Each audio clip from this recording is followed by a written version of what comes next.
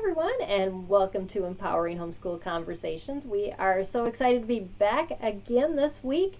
This is a broadcast put on by SPED Homeschool. We are a nonprofit, and our purpose is to empower parents to homeschool children with special educational needs. And so every month we focus on a different topic, and then we have special guests join us who have expertise in that area. And this month we're starting a new topic of teaching multiple learners. And that's a question oftentimes every homeschooling group, expert, parent, another parent gets a question about. It's like, how do you actually teach a 3-year-old, a 5-year-old, a 7-year-old, maybe even older, and age gaps in between, because it's not something that we see happen in the school system, but homeschoolers do it all the time, and so it is possible. And so tonight we're going to be talking about teaching multiple learners using experiential education, and I am so excited to introduce you to Suni Torres. Welcome, Suni. I'm so glad to have you with us tonight. Thank you. It's a pleasure and an honor for sure. Yeah, I got to meet Suni about a month ago. We were on a panel together, and I thought, I gotta have this lady on this broadcast because she has a lot of really good information to share. And you have kids with a really wide age gap, and I think that was the thing that that made me think that this probably was a good month to have you on. So I would just love, after I introduce our sponsor, I'm going to ask you a question just so that our viewers can get to know you. But I want to first start out by thanking Bookshark for sponsoring this episode of Empowering Homeschool Conversations. And you'll hear more about them about midway through our broadcast. But if you want to learn more right away, you can visit them at bookshark.com.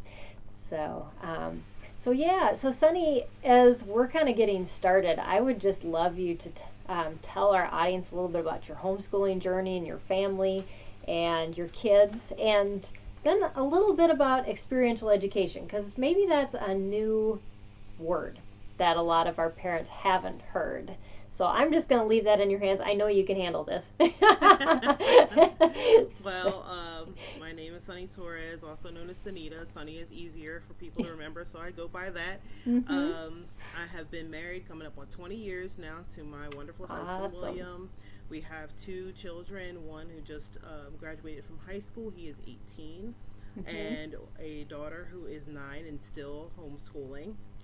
We have been a ministry family for all the years we've been together, and we've also homeschooled all the years that we've had our kids.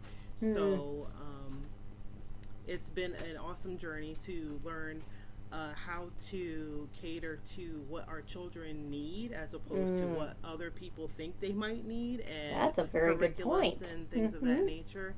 And experiential education was a term that we didn't even know when we started, but we knew that there had to be some type of experience in order to learn.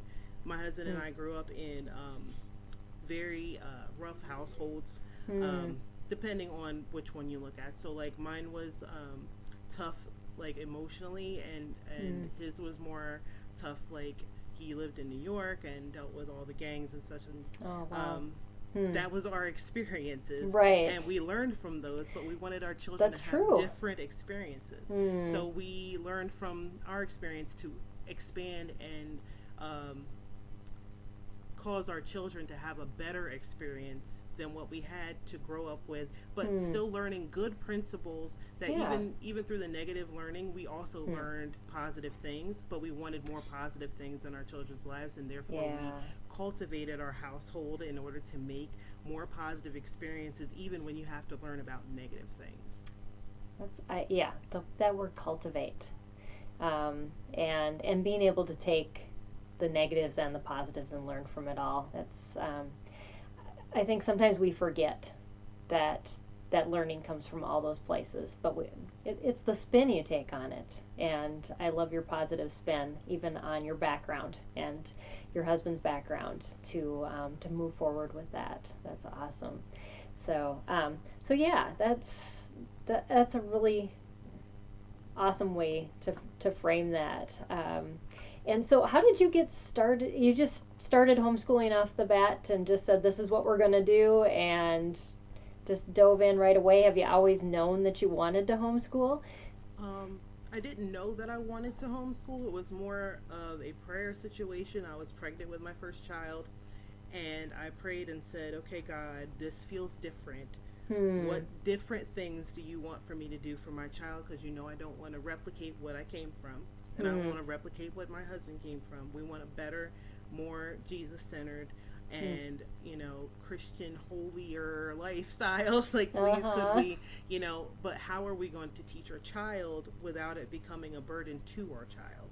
And because we wanted to get intrinsic to who he is as a person, we wanted to build Christian values and faith into his everyday life as if it was normalcy, and that was it wasn't an expectation, but it was just normal for him. So what we did was we prayed, and I just really felt this nudge to really learn more about the homeschooling process, even pregnant with my son. And I was like, I looked at God, you look at the sky and you're like, are you sure? Me? I just sent him to school. Like, I was public schooled, he was public schooled. It wasn't the best idea, Right. but we could put him in private school, put him in Christian school. Like, we went through all of the options in our minds, and we just felt them be rejected. It was just not right for our spiritual journey that we were desiring for our son. And so we both agreed that homeschool would be the way that we would go, even from the womb. So we started reading him the Proverbs as soon as we knew he could hear, and on the inside, and began to give wisdom that way, because the beginning of wisdom is the fear of God. So we wanted to begin his journey in wisdom and learning about the Lord in a way where he already had it as part of his narrative in his own mind. That's awesome. Yeah. I think you're speaking probably to a lot of people's hearts that are on the fence post. They started probably school in a system this year and are going, I think I felt that call, and I'm ignoring it, and maybe I really should have paid attention to it. And I just want to encourage you, if that's where you're at, it's not too late. You can withdraw and homeschool at any point. So if God is nudging you that way, just want to encourage you. I just felt convicted to say that. So there's got to be somebody out there that needed to hear it. But if you're joining us live, and I see we have a lot of guests live with us right now, just know that you can put your comments, your questions in the feed as we're talking about teaching multiple age learners, experiential education. We want you to be part of this conversation. That's why we're live. So definitely add those comments and your questions, and we will build those into our conversation as we go along.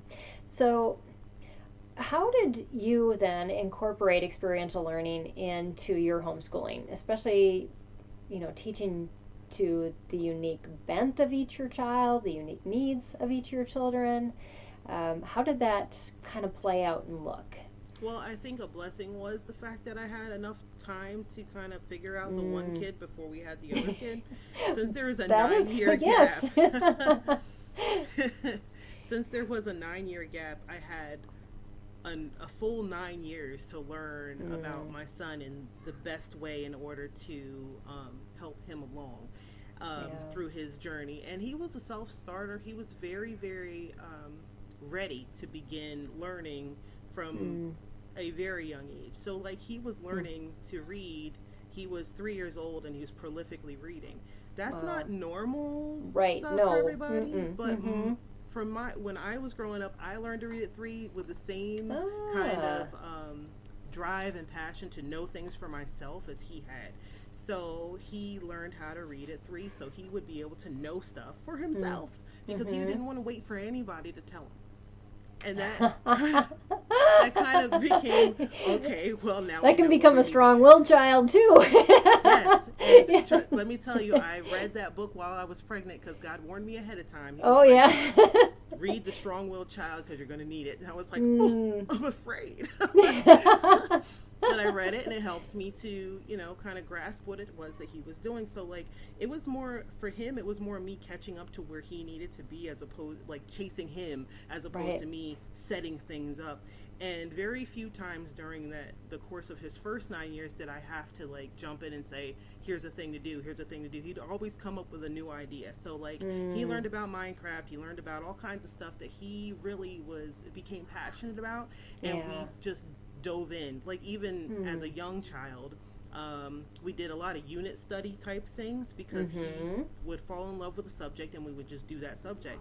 So we'd incorporate everything into that subject. So like, he fell in love with penguins. So we watched penguin shows, and we'd say, how many penguins do you think there are in that little area over there? Well, if there's that many over there and there's this big of an area, how many do you think are totally in this area? And then a lot of times, like, we might pause the video and see if we're right, or we do things like, so that was like penguin math, and then penguin science is easy, because you just learn about the life cycle of the penguin and how they, adapt, and different types of penguin.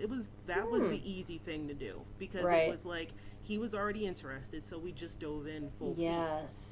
So then as time went on, we just continued in that realm, and I did not push him to finish a thing faster than he was ready. So when he was done absorbing everything he needed, he would put that thing down and find something else. And in the meantime, while he was figuring those things out, I would give him like dollar store little books to do, like the little dollar store workbooks, because he got bored very quickly. So I said, well, if you're bored and we're in the car or something, see how much of this you think you can do. See how much, let's see what you know. Challenge. Love and it. Then a lot of times he would finish the book before we'd get home. But it wouldn't matter, because he'd be like, I'm done. Where's another one? Or I want to do something else. And he'd go to his Legos or whatever. So those first 9 years were really great. And it was nice to have those types of things that were available right at our fingertips and very easily. So then we also used our own like experiences to teach. So anything that we had learned that we wanted to kind of give our children, we would do that. Like, my husband was really great at mechanics, so he would take the boy out. Hey, let's go outside, and just kind of like, let's figure out how this goes or how that goes. And that kind of spurred him to thinking about other things. Like, he got into welding, and he got ideas about other things based on what we were doing just in life. And then I made everything an adventure. So like, when we go to the post office, it's now a field trip. Right. Here's the field trip. Let's go and do this, and let's, how much do you think the stamps cost? Can we count how much money there is? How much do I need if I want this many? What do you think the postmaster does in the back? What's the name of this person? Things of that nature. And everything would become like a learning experience. We'd visit the store, we'd do the store math, everything was an experience to him, so that he was able to like see how the brain really works based on the way that life worked. Right. And that's why we've embraced the term Lifeschooling and didn't even know it was a real term, because like, until recently I did not look it up. I was just like, we life school, that's what we do.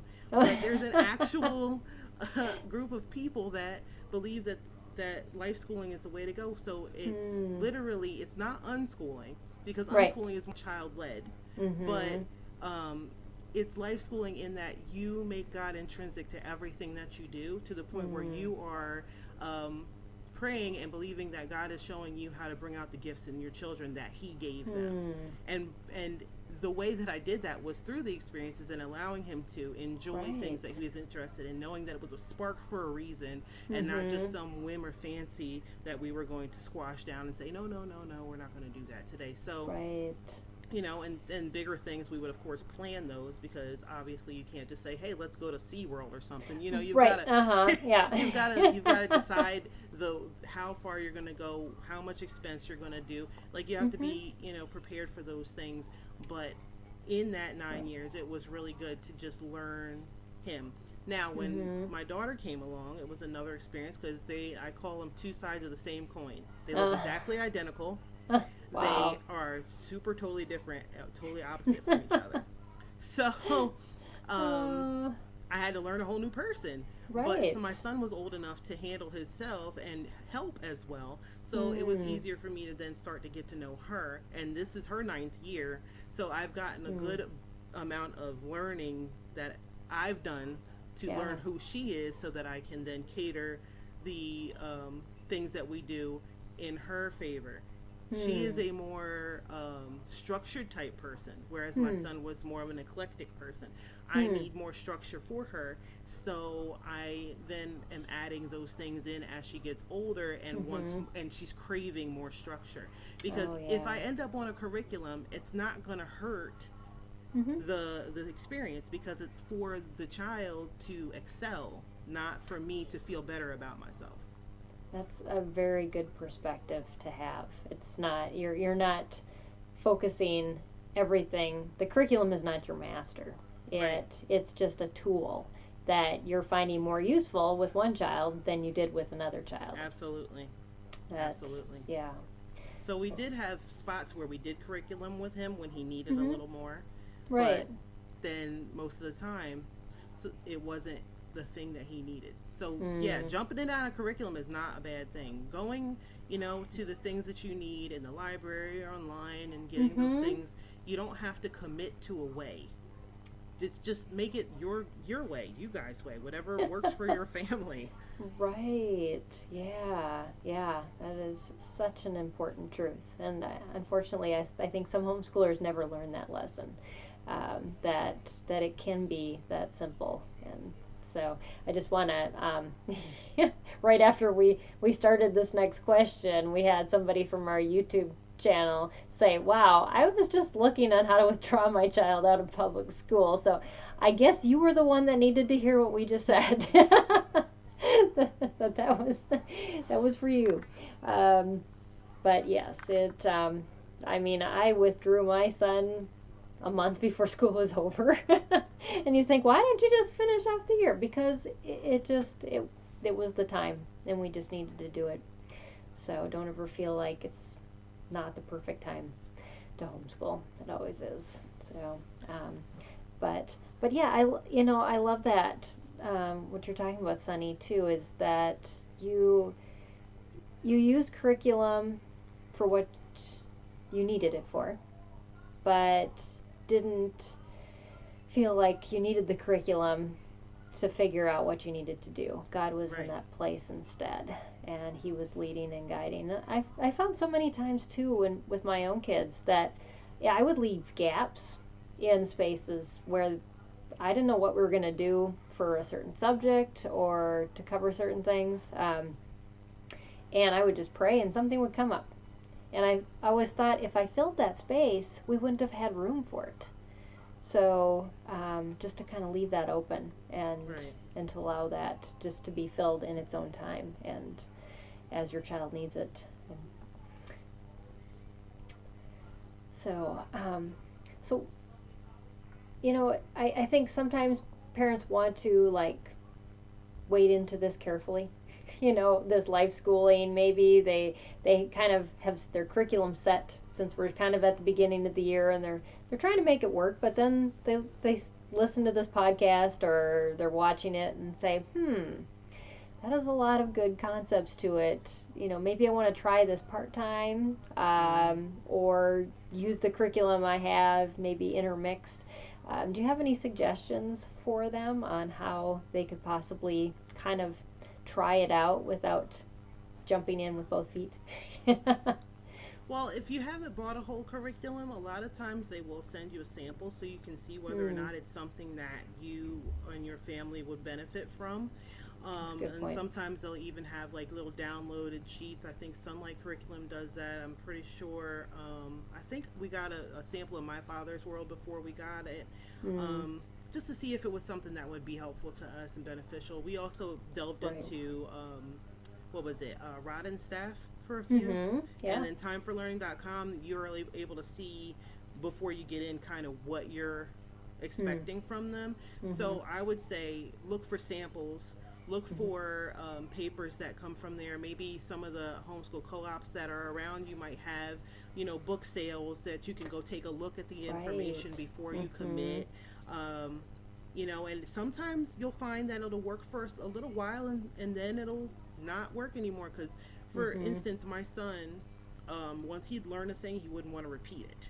Yeah. So if there was my father's world was a waste of money halfway, only because if I had known it repeated itself so much beforehand, we might not have bought the entire curriculum. We would have bought what we needed. And that was, his first year of actual, he's on the books homeschooling. Yeah. So, I would have picked and chosen kind of better what it was that we needed, knowing that he doesn't like to repeat himself. Once he's got a concept, he wants to move on. So those are things you take into account for your children's personality style and the way that they like to learn. Some are more tactile learners. They'd like to have things in their hands to learn with, so they'd want more manipulatives than maybe Rod and Staff might have, because Rod and Staff is a very literature heavy and writing heavy curriculum. It's a very, very good curriculum. It's very thorough, but it's only for those kids that really enjoy reading and wanting to learn from that type of environment. If your kid is like my son was, that's not going to work for very long. He'll be in it, but he won't finish it. Yeah. So, and you can't be you can't marry yourself to finishing. The rule that we've always lived by is if we can get 80% through what we would like to get through for the curriculum in that year, 80% is good enough. As long as they have built up enough knowledge of the concepts and have a mastery for themselves at the level that we're trying to get to, that also coincides with how they learn as personality wise, then that's good enough for us. And that's how we did any type of curriculum that we added in. So a lot of books you'll see, like workbooks, they'll start repeating, or he'll have already surpassed that concept, even just extrapolating whatever he needed to know from before, and he's already, so we just put that book to the side and wait and see if he comes back to it, and if he doesn't, we don't have a fit. And we're doing the same thing for my daughter, who likes the accomplishment. She likes to finish the thing and have an A+ and whatever. And we're not heavy on grades. We never really gave my son grades, but that's something she needs. So therefore we give what she needs as far as the grades go. So those are things to take into account for each child. Some children are, more bound by accomplishments and achievements, where other children just don't care so much about that, except for if they feel accomplished by themselves. Right. Yep. They feel like they learned something, and that's all that they need. That's some really very, very good advice. I hope you're all taking notes, and because in schools, as I've heard from people who have taught in schools, if they finish 80% of the book, they're happy. We think as homeschoolers we failed our children if we haven't finished the book 100%, and very rarely do even the schools, the private or public schools, finish books. Right. That it's just there's other things that are more important, and so much our kids learn is not out of a book, that they remember and that they utilize in years to come. So right. And I'd like to say also, if you're learning something experientially and can back it up with a book, do that. Because if you're already in it, for instance, if you have your child outside doing mechanics, you can then pull in the book that shows all of the mechanical insides and the diagrams and things of that nature, so that it also brings together that yes, there are things you can learn from books, and when you need that information, you can look it up that way, and also to look it up on the internet and show them how to search things. That's one of the most important things I taught my kids, that I feel like they really latched onto, was to learn how to learn for themselves in that way, so they didn't have to ask me all the time, because I don't know every answer, but I'm willing to learn along with you. So let's both learn together by asking the questions and finding those things out. Yeah, I think we do get caught in that trap. And I know you've talked a little bit about unit studies, and coming out tomorrow, we're going to have a new blog on our website with, I think, about close to 50 different subjects you can teach with multiple learners. just something, a list you could take or pick from, and Mm-hmm. then a guide that we link to on how to write your own unit study, Mm-hmm. and you can go to the library and your curriculum would be right there. That's, Right, you just right, go off of the subject that your kids are interested in, right. and do that. So have you ever, there's a large gap with your children, but I'm assuming with unit studies you have done one subject at both the age level of your older child and your younger child. What did that look like in your Well, unit house? studies are a huge part of that. I think that because the both kids can kind of enhance their learning based on where they are in their mindset. So, like for instance, using continuing with penguins, right? Mm-hmm. My son might be interested in the anatomy and the physiology and all those things, but my daughter Right. might be more interested in how many types of penguins are there. Now Mm. you've engaged, he's already studied these things. So guess Mm-hmm. who's teaching who? Now he's Ah, telling yes. her what he Mm-hmm. learned, and then she can tell him her ideas. Then they can collaborate together on those ideas and Mm. learn more together, which I really love watching because Mm-hmm. it's where you kind of get to step back and watch your kids work, you know? So, Mm-hmm. like, they might get an idea to maybe build a Lego set based on whatever that idea was that they just had. Well, now they're working together, and it doesn't matter Right. the age difference. She's now learning what he already knew. Mm-hmm. She's now expanding her horizons and maybe even giving him an idea or an opportunity to think differently about something, because again they are different Right. people with different Yeah. personalities and thought processes, and one Mm-hmm. is not going to think the exact same as the other one. She might ask a question that he never thought to get an answer to. Right. So Exactly. in that Mm-hmm. model, you're able to watch your kids kind of teach each other, and then bring you in when they both might not know the answer, and then it Mm-hmm. becomes a more of a symbiotic type of education, as opposed to Mm. I have to stand here and teach you. Now it's become a life experience that we have together. Right. Yeah. And research shows that we learn through relationships. We don't learn by having information thrown at us. You have to interact with it, and the Right. only way you can interact with it is with other people. And so, so it's such a benefit, and I think that we avoid that benefit out of fear that, well, the older child's not going to learn anything, or the younger child won't understand it. I mean, that's oftentimes those responses that you hear from families that kind of avoid that intermixing, that they want to Mm-hmm. have a whole set of curriculum at this level for one child and the whole set of curriculum, and I think that runs mom into the ground. Yeah, But and if you think about how education began in a schoolhouse to begin with, mm, when they started, everybody was in one room, yeah, learning at their pace, mhm, and the older ones that knew some more were teaching the younger ones, yeah, and they didn't separate them into skill level and such, because they didn't have the curriculum, they didn't have the books, mm, they didn't have all mhm. the things that we now have to separate That's everything. a good They point. had Yeah. to bring everybody together, and when they didn't have school, they schooled at home and learned Mhm. experientially through the learning that they gained from their parents, Right. and living on farms and doing the work Mhm. of the industries that their parents were involved in, learning that Right. type of math and science and Mhm. history, and even sometimes different languages depending on where you live. And Right. I think we lose that because of the necessity to succeed so much in Mm. what we're doing. Like Mhm. you said, so a Yeah. lot of times we're so obsessed with getting to the 100% that we're Mm. not worried about how we actually learn, have we actually grown, is Yeah. there something that we've latched onto that I will remember for the rest of my life? If Mm. anybody That's a watching would great just go back point. in their mind for a second and and just think about how many things from just if you were public schooled, one of the Mhm. years, your freshman year. Let's look at your freshman year. What do you remember that you learned from just your freshman year of high school? And see Right. if you can remember anything that had nothing to do with you being experiential, hands on, things of that Yeah. nature. If you can't remember anything, it's because you didn't learn it, you Mm. just repeated it for the process. So you Right. could look as though you had a proficiency But the truth was, you memorized it and spat it out, and that's as far as it went. It did not Right. become a part of who you are as a person Mm-hmm. and your experiences in life. Hmm. That's Those a are the things that you great look at. example. What do you need to teach your kids? Mm-hmm. The things that you know will stick with them. And Yeah.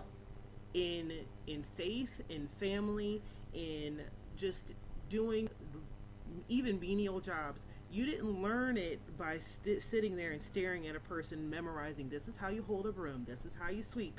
You actually Right. did the thing, and then it became part of your life, even to the part where Mm. sometimes you can unconsciously do it because it's so a part of your learning process that you don't Yeah. even think about, when did I learn to hold a broom? How did I remember to wash a Yeah. dish? It Mm. all was experiential learning that you Mm-hmm. yourself went through, and now it's part of who you are as a person. Yeah. Oh, that's beautiful. I love that because, yeah, it's something we don't say enough. And I think we just, our society doesn't say it at all because we're so bent on testing and curriculum and looking at education from that perspective versus the stuff that sticks. And I think your example is right on. I go back and think, what did I remember from my freshman year? That my teacher told me I needed to print because my handwriting was so atrocious he couldn't read my cursive. That's about the only thing I remember of that year. My favorite memories are art, drama, Hmm. and music. But those are all Oh, but those experiences are, yes, that you that is become so part of and true. use your own emotion to Mm-hmm. express yourself through. Those are the things that I remember most, and language, because I was Oh. very big into learning Spanish at that time in my life. Mm. So it became part of my emotional response to things like, oh, how would I say this? To my Ah. Spanish friend, Uh-huh. I'm sorry for your loss, or something of that nature. Hmm. It becomes part Mm-hmm. of what you're doing daily. So, Right, you were even integrating learning a it. language, you integrate it Mm-hmm. because it Yeah. becomes emotional. Those romance languages are not called romance for no reason. There's emotion and There's drama. right. If you Yeah. pronounce the word this way and the same word a different way, it might mean something different, Yep, and exactly. all those things. And another thing that I think is good if you do American Sign Language, because you have to Mm-hmm. speak with emotion with your hands. You Right. have to be part of the conversation in a way where everybody's engaged. Mm. And a lot of that keeps your focus because the hands are moving, the mouth is moving, Yeah. and you constantly have your focus on what is happening, as Yeah. opposed to being focused anywhere else. You'll miss something. If you take your Hmm. eyes off the other person, you will miss something. So those Right. are the things that I remember from even grade school. Hmm. Those are the things that traveled with me. Like, I still know how to Right. do the alphabet in sign language Mm-hmm. at 41 years old, not because I practice it all the time now. It's just because it became a part of me from the experiences that I had, and it actually Mm. helped me to help other people during my time just being a human. It's Right. been, like, I worked at a convenience store where a woman couldn't speak, and she could not express herself because she Hmm. only knew sign language, and she didn't think anybody else around her knew. So Oh, she's trying to wow. express herself on a piece of paper, and she was in trouble. I was Hmm. able to work with her and Hmm. spell out different things, act them out, and even though I wasn't prolific, we still got the point across to each other, and I was able to help her. But if Yeah. I had never had the experience to Right. do so as a child, it would never have Mm-hmm. stayed with me to be able to be part of that experience growing up. Yeah. Those are those are the testimonies you want to Hmm. hear Mm-hmm. when somebody says that they've learned a thing. Okay, show me, show Right. me. Yeah. Exactly. Yep. Yeah. We had a new intern that started today, and part of just getting his email set up and other things, I'm like, okay, so you're going to take a quiz at the end of these, but then you have an activity. You actually have Mm-hmm. to email me from your new account. Because that experience will tell me if you actually learned it Absolutely, versus that's you right. taking the quiz. Right, right, The right. quiz Because you was can just to memorize remind you, anything. yeah, Mm-hmm. that you were supposed to email me. Right, right. So, yeah, so true. Well, we are over halfway through already, so I'm going to take a quick break, let Sunny pop off for a while, and we're going to hear from our sponsor, and then we're going to continue this conversation. So definitely stay tuned, and I'll see you in a second, Sunny. But we are going to hear from our sponsors, Bookshark, And I'm going to bring up this. And one more thing, if you're listening on the podcast, I apologize for a little bit of back and forth here. But thank you, Bookshark, for sponsoring this episode of Empowering Conversations. I'm going to read the little bit that they have to share with you. Bookshark was the best thing I've done for myself and my kids. That's what Dana said. Tracy says, I definitely regret not starting Bookshark sooner. It has been such a great fit for our family. Well, we at Sped Homeschool agree. We have heard from many families that they love Bookshark.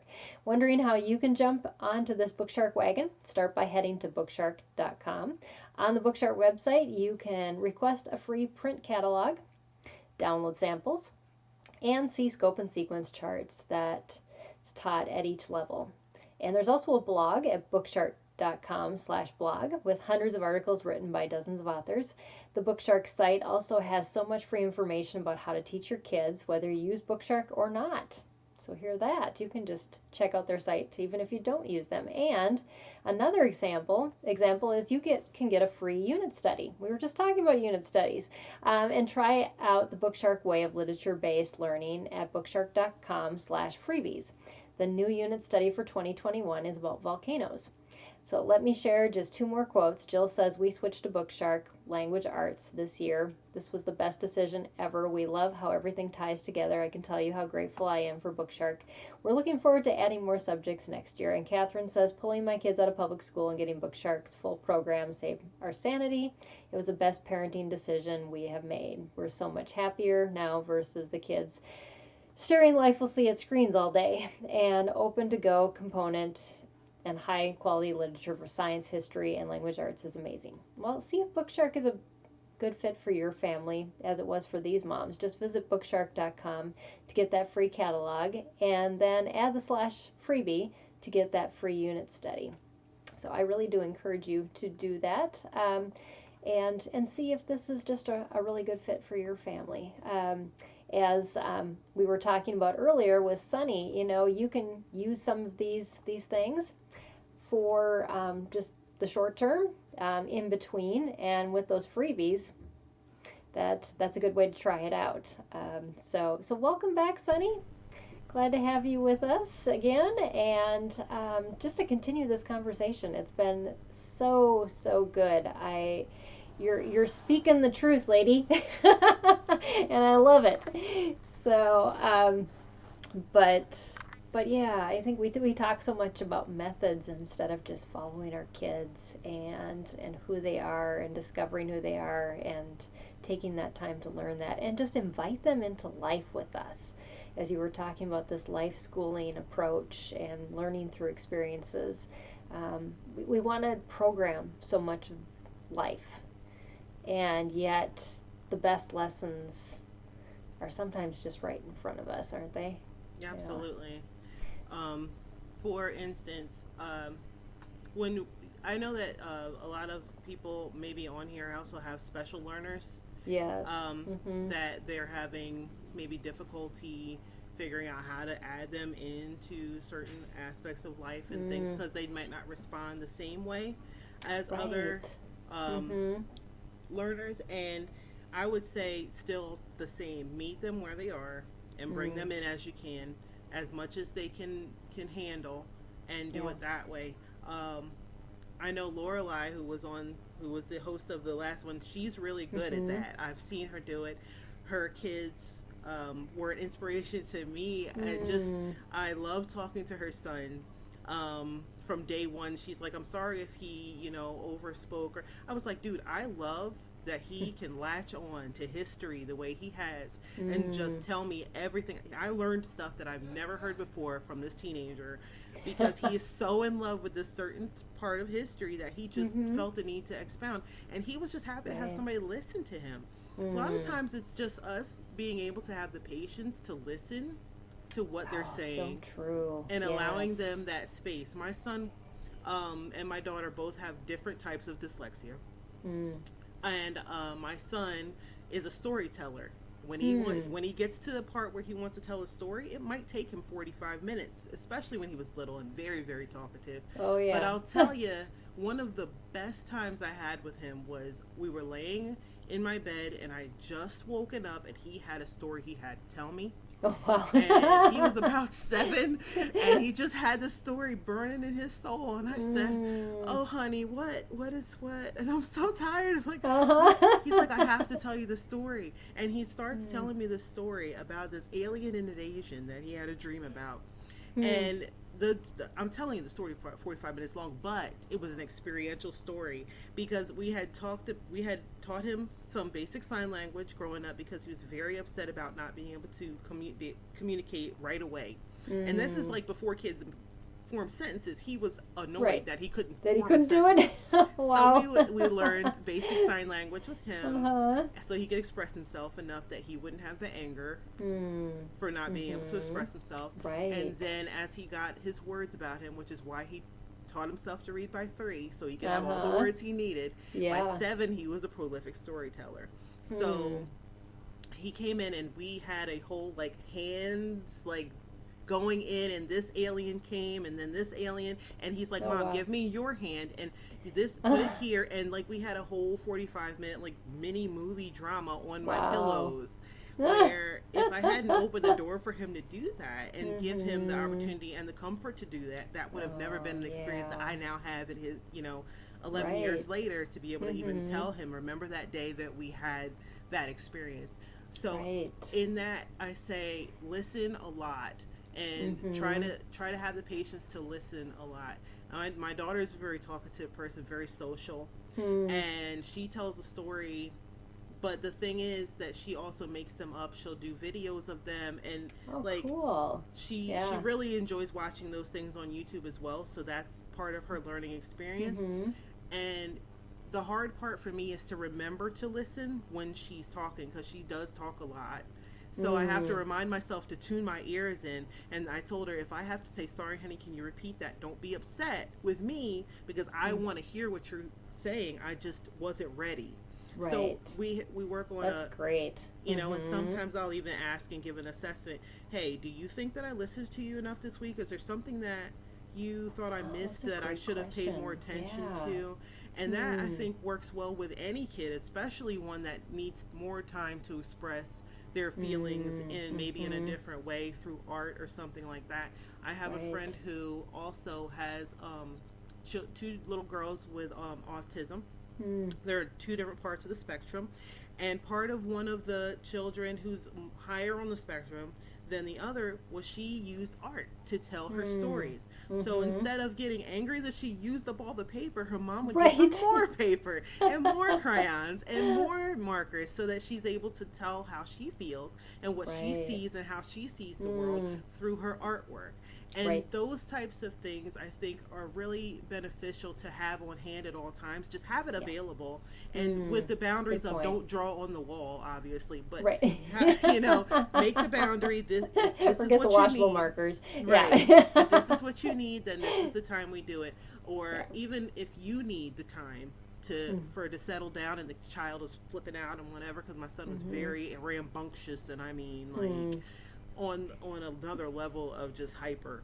Wow. And so instead of telling him to go take a timeout, I would say, Mommy needs a timeout for about, and we Good worked way our to way up from reframe that. Yes. 10 minutes to Uh-huh. an hour, where as he grew older, we could then take an hour and just have quiet time. Hmm. And it actually Mhm. became a quiet time we could have together instead of Hmm. separately trying to decompress from whatever was going on, that we Right. were able to then incorporate that as part of our lifestyle. And he taught it to his Hmm. sister and said, we're going Ah. to do quiet time, because she also has a lot of energy, but she has it on a Mhm. level where she wants to do things all the time, not just Yeah. run around.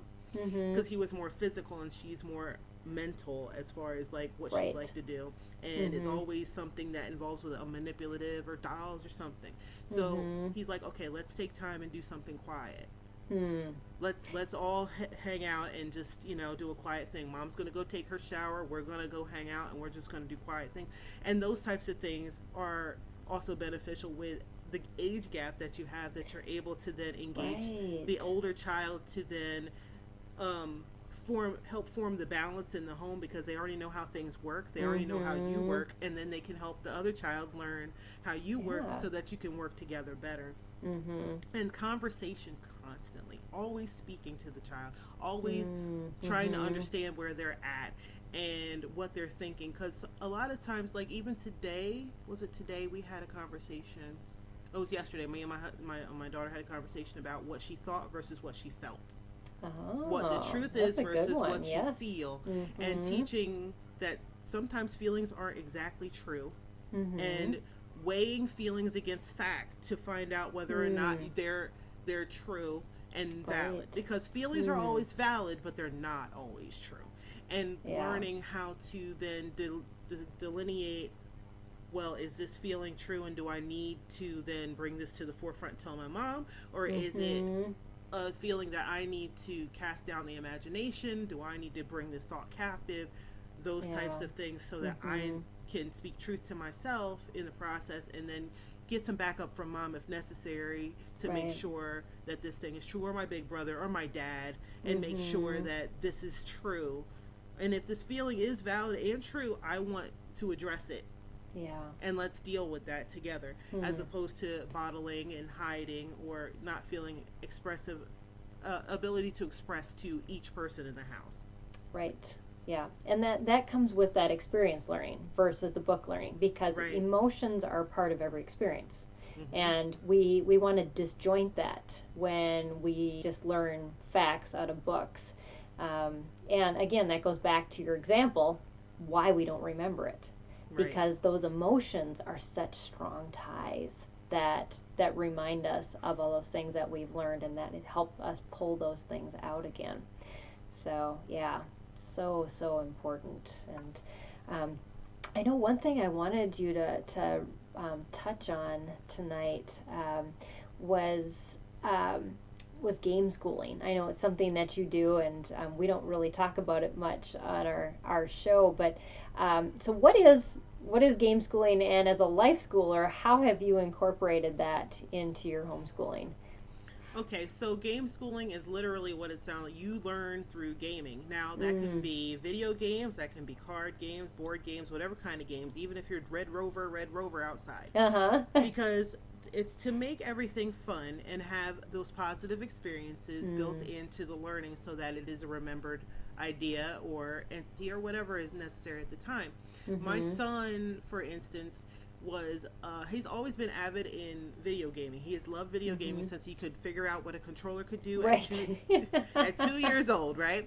So he's always been a video gamer. We knew that he needed that type of response, so we used like the V-Smile when he was younger, the Nintendo games like Mario and things that would give him challenges, things of that nature. So he's always been that type of schooler, and Time for Learning actually timeforlearning.com helped him engage all of his senses in that way, where it read to and made you engage and had games and things of that nature, so that it would continue to keep him motivated to learn. And then, of course, there's the card games, and there's plenty of card games where even Uno, you're doing calculations and things of that nature. Monopoly, whatever games that you think that your family would like to do as a family, and even puzzles and that nature. Yeah, we do tons of puzzles. There's so much that can be learned, and just from doing the games, because you have to do the math, you got to do sometimes the social cues of things, and like is he really telling the truth? In Go Fish, do you really have the card or not? And it's like learning to read people, and really just bonding the family and having a good time together. I mean, even when I came up here, my husband and my son were playing Call of Duty. Now, my husband did not know how to play Call of Duty some months ago, when my son said, I want to be a Call of Duty gamer and I want to do esports. We didn't know that there was such thing as esports. He was like, these are the things that I've been watching. This is what I want to do. He introduced us to all that stuff. So now we all play Call of Duty as a family. Oh, wow. Down to the 9-year-old. And we've been playing for almost a year now. So like, imagine he's teaching us how to play this game. Because it's something he loves so much that he wants to experience it with his family. So he's telling us how to set up the guns, how to, the perks and all that stuff. Because we were green, we had no idea. But now now his father, because I've gotten to the part where I enjoy the game, right? Mm. But his father is now at the point where he's involved in tournaments of his own because his son Right. introduced him to this specific game. But they've always gamed together in some way or form, and even Wow. like down to Roblox. Like my daughter learned to read because of Roblox, Hmm. because she got tired of waiting for us to tell her what the themes were on Fashion Famous. She said, I'm Uh, done not reading or uh-huh. having other people read for me. I'm going to learn for myself. So it took her longer to read. She's Good just now becoming motivation. prolific. She's nine, Yeah.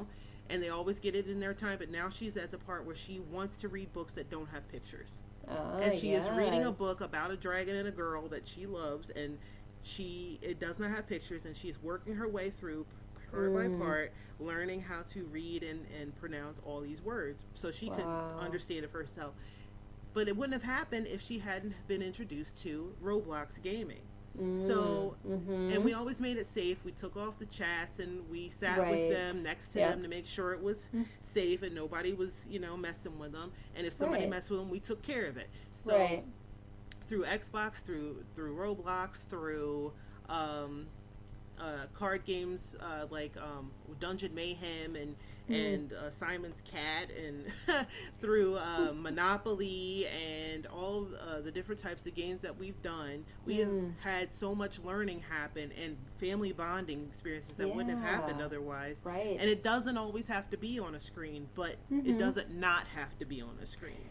That's a really good point because I think you have segments of homeschoolers that are like, no TV, no, all of this. And I mean, that's good to a certain point, but you are going to have kids that are going to function in this world. And I really want to point this out, what Sunny was talking about with, handling those situations with your kids there. That is what truly teaches them how to rightly respond to poor conversations, but people trying to bring them into places that they shouldn't go online, versus keeping them away from that. Again, it's back to that lifestyle of learning, that education, that that when you walk side by side with them, and that is so biblical too, that they learn right and wrong as they experience it, not Right. just Well, by this is what yeah. we do and this is not what we do. Right, because training up a child also means you are walking with them, Yeah. because you cannot train them without being next to them. Yeah. They're not like a puppy that you can say sit, stand, Mhm. roll over. It's a person that you have to have alongside you. Yeah. And so many times, even in the Bible, it says, "Teach these to your children." Right? These write them on your walls and talk about them as you sit in your Mhm. homes, and it's all about experiencing it together, Yeah. which is exactly what we need to do as families, whether we believe in Jesus or not. It's a thing Mhm. that we need to do to have healthy families.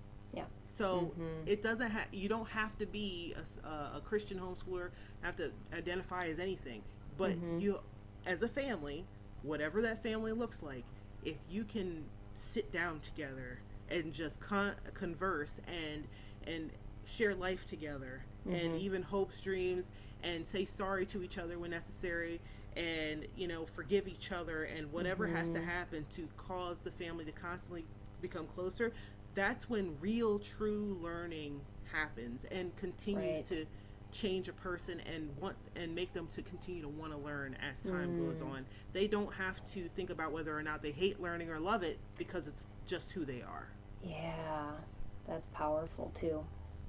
And they take that into their life without even thinking about it. Right. It's just, this is what we do. This is Right. how we live. This is Right. the right thing to do. And it feels right. It's Right. not like something that they say, okay, I'm done with school, I'm going to chuck the books and now Yeah. I'm free. Yeah. Because Yeah. even while I've been away from home for over a week now, my husband's like, yep.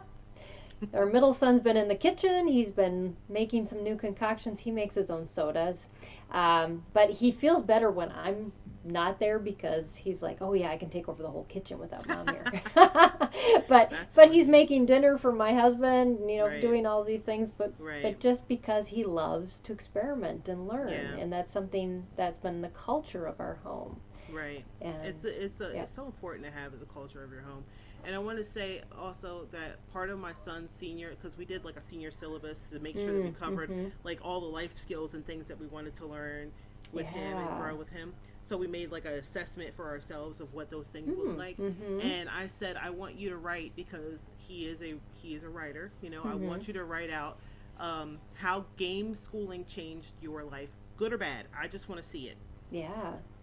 And to waylay any fears about game schooling, I want you to know that my 18-year-old son wrote that he would not have learned leadership skills, Mm. working together, um, social skills as Yeah.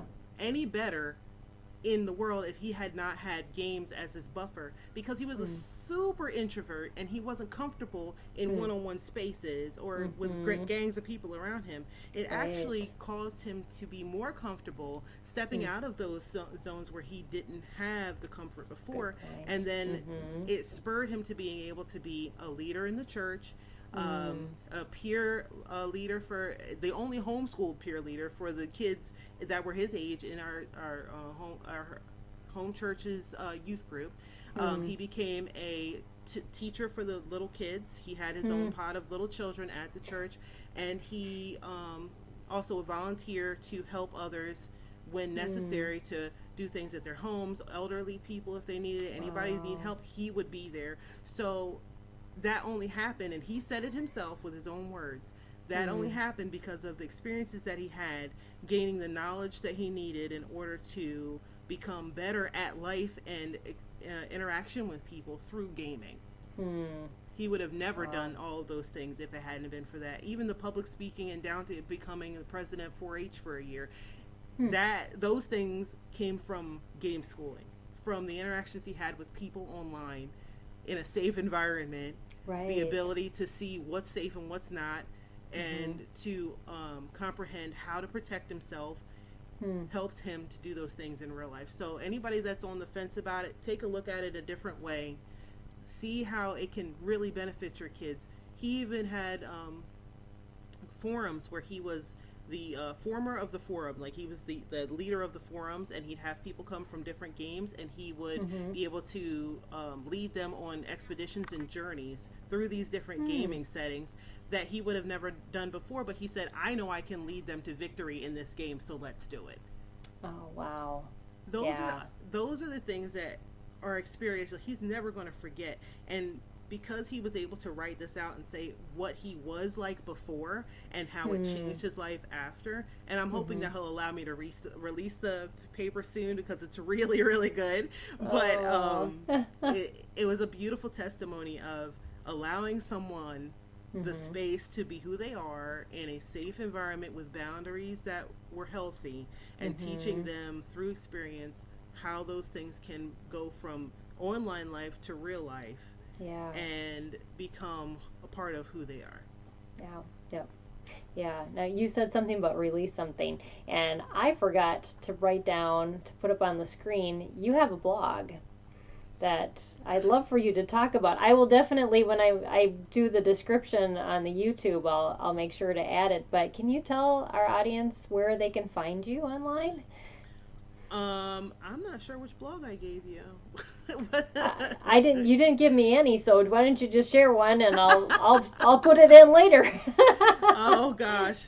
So I sporadically blog, and I have a blog that is on WordPress, called the Miracle Mundane.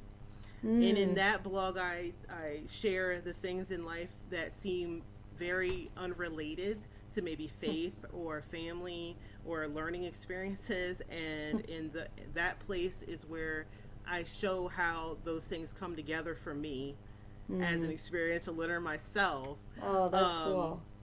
and show how God speaks to me through all these situations and different Mm, ideas, and identities of like what I have going on. So the miraclemundane.wordpress.com is where you can find me.